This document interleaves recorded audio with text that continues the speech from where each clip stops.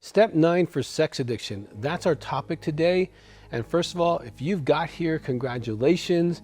But we need to talk about step 9. If you haven't subscribed, please subscribe. We got a lot more steps to go, and there's a lot of stuff for sex addicts on our YouTube channel for your own personal growth and healing yourself, your relationship, understanding your partner, all of that stuff. If you have a question, please put it in the box. We will get back to you as soon as possible. So stay tuned.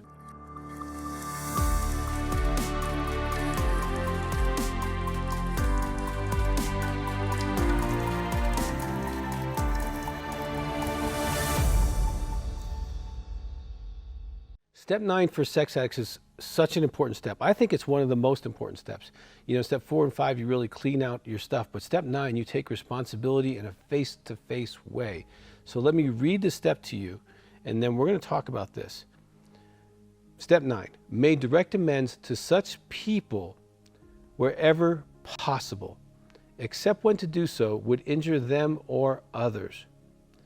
Now, this is a really important step. And there is some trickiness when you're a sex addict going through this process. So we are going to talk about what we need to do in step 9. Made direct amends. Now let's just talk about direct for a minute. Direct is face-to-face as much as possible, maybe a phone call. You might want to avoid anything where people are recording you, like Zoom or things like that, because as a sex addict, the things you're talking about, making amends, might be deeply personal, and you don't want those showing up on Facebook or other social media things. So you want to be as direct as possible, but also discreet and responsible as you do your amends. But you want to be, you know, if you can get face-to-face with most of these people. Now, as a sex addict, you didn't just hurt the people you acted out with. You hurt your spouse, you hurt your family, and other things. Now, this is really important that you keep it to your sex addiction recovery stuff. But you do need to make amends to how that maybe affected you as a father, how that affected you in other ways. But you have to be really wise about the way you're doing your step 9. But the most important point, direct is most important, whenever possible.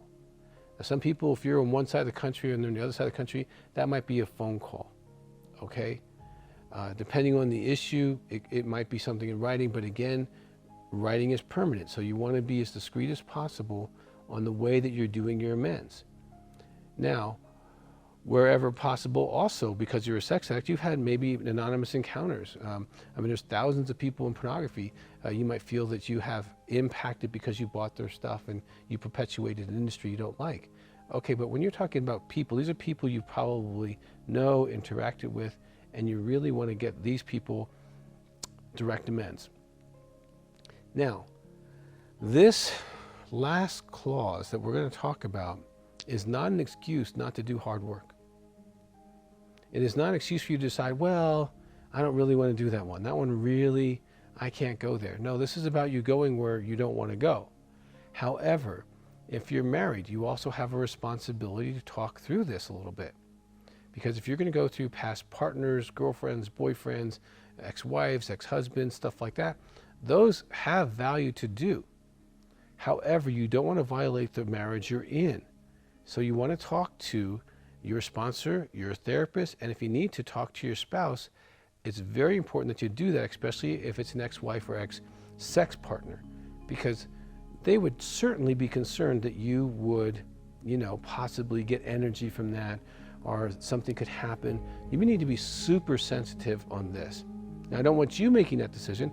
Talk to your therapist, talk to your sponsor, and talk to your spouse, because if they are part of this, it's really important you don't go call an ex-girlfriend or boyfriend and say, hey, I'm sorry for what I did to you, and then keep that a secret with your spouse.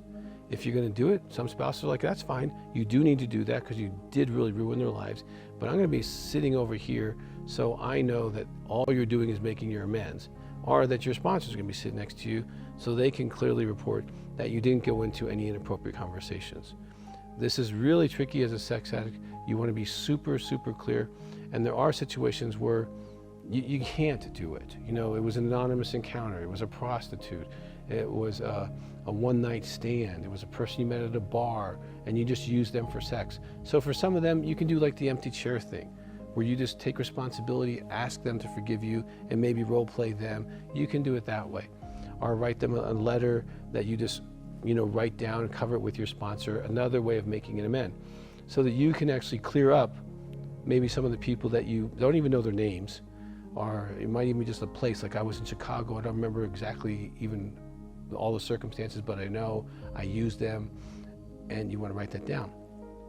So step 9 is huge, it's so important. I remember when I did step 9, now I was not married when I did step 9, so I didn't have to include my spouse in that process. But I remember going to the people that I really knew that I hurt, and you did a really good list in step 8. And I went to each one, and I took responsibility, and for most of them I asked forgiveness, and I didn't have any outcome ideas. And I really want right now to talk about that a minute. Do not assume that just because you're growing in recovery and that you're maturing, that you're taking responsibility, that people are going to like you any better. They might not still like you, and they might not want to be in a relationship with you. You're not doing this to rebuild relationships. You're doing this to own your own past and to be free from your past. If someone still thinks that you're not wonderful, let them be where they are. That's not the goal of step 9. The goal of step 9 is to clean up your past.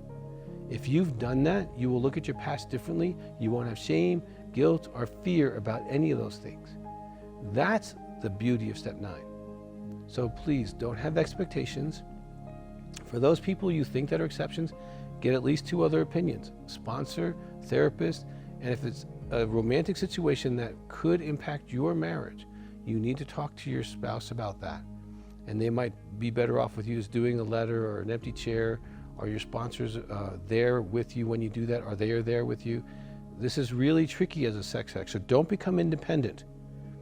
I'm gonna do all these people, I'm gonna call that ex-girlfriend or boyfriend, and it's just part of my recovery. You need to honor the relationships you're in right now, and make sure that as you do your step 9, that you are thoroughly doing as much as you can, making the amends that you can, and also in the same way balancing that with honoring the current marriage or relationship you're in. This is a very important step. Really, if you have the workbook, please use the workbook. Go through this, check off each person, and as you do that last person, you are going to feel so ready to do step 10, 11, and 12. You're going to be so free of shame, guilt, and fear of your past. You're going to be different. I was different, and you deserve that difference, so do your step 9. Now again, if you haven't subscribed, please do. If you have a question, put it in your box so that we can get back to you as soon as possible.